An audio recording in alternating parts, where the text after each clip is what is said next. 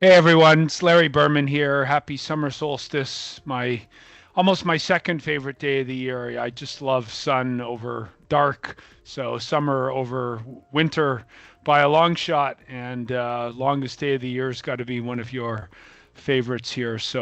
Um, you know, Options expiry is always very interesting. On the quarter is always very interesting when it's tied in with a rebalancing of an index. It's even more interesting. And, that leads me to think about transparency of the market and how good or bad it is and who it helps and who it hurts. And so I'm going to try to unpack a little bit of that for us this week. There wasn't a lot on the docket in terms of data, in terms of economic numbers, in terms of Fed speakers. So we didn't really learn anything new in the chart room this week from that perspective. So let's see if we can unpack a little bit of indexing and maybe leave you with an idea.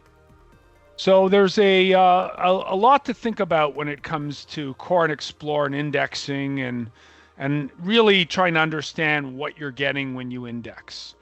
At the extremes, you get these very concentrated indexes when big stocks make up a big proportion. Roll back the clock 25 years ago here in Canada, and this company that called Nortel that doesn't exist anymore. I'm not saying that's going to happen to Nvidia or Apple or any of them, probably not. But Nortel was 36% of the TSX, I believe, at the extreme. The concentration of the big five tech names or so are pushing that kind of weight in the overall S&P 500 top 10 names or so. And it just tells you and reminds you when you're indexing what's going on.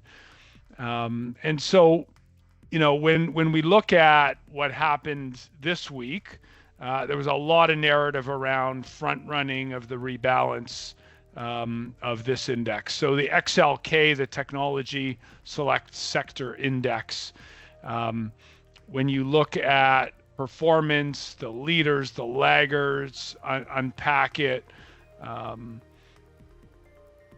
it's been the standout, obviously. But when you look at some of the fundamentals, you can see that the overall index weighted by a couple of big names, it's a little bit on the expensive side. So prior to the rebalancing, Microsoft and Apple, roughly 22% each, were dominating the index. Remember, the weight of the index is set on a certain date, and then as that month or quarter or year goes by during the rebalancing period, many indexes do it differently.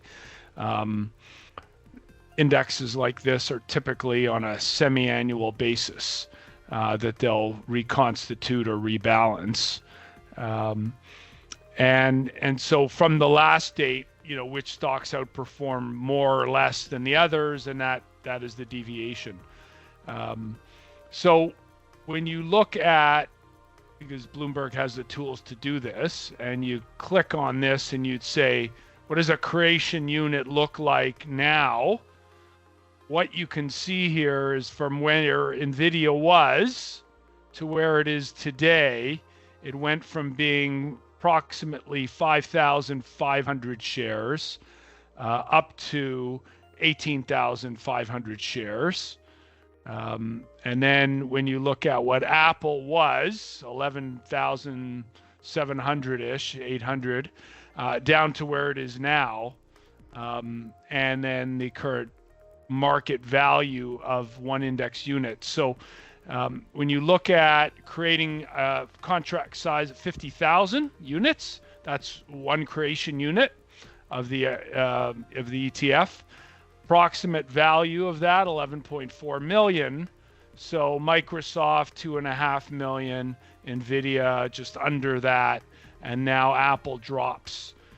Apple didn't drop in value that much.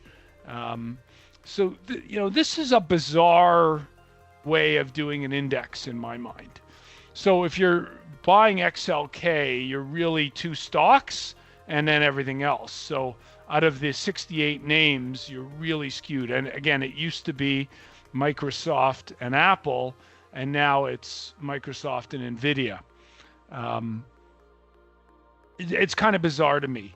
So if you're going to play tech, to me, and you believe the big ones have had an outsized run and aren't likely to continue, then what you do is you look at a comparison of RSPT.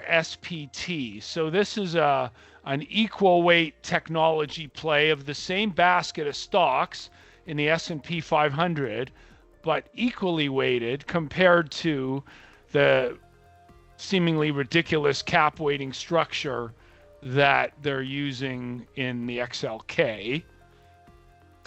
And over the last 5 years, this is I've ticked this normalized. So what that does is put this in percentage terms, that the market cap weighted index in the last 5 years outperformed the average stock by around 28%, with the ratio here being 72 right now. So if you think they've run too much, but you love tech and you want to be there, I would look at rotating out of, so a long short trade for those of you who do that, rotating out of an XLK and looking at an RSPT as a way to stay in the game, but maybe take some risk off the table of the big tech names. So this is not a new buy recommendation for RSPT. Because it itself is a little bit overbought here. And so if we do get a correction generally over the next couple of months into the election, which I'm expecting, market doesn't care what I think at the moment, clearly, because it just keeps grinding higher. But in that inevitability, our SPT will correct too. But if I'm right and the more overvalued names correct a little bit more, then the average stock in the technology index will do better. So as a pairs trade, I really like this right now. You could probably pick up 4 or 5% if it just normalizes to the average of the last year. So something to keep in mind. Just flipping back to the bigger picture here and talking about market risk overall, the U.S. election. Goldman Sachs is having a conference call for people who use Goldman Sachs. I'm a client of Goldman Sachs. We do some trading with them. They're having a conference call next week.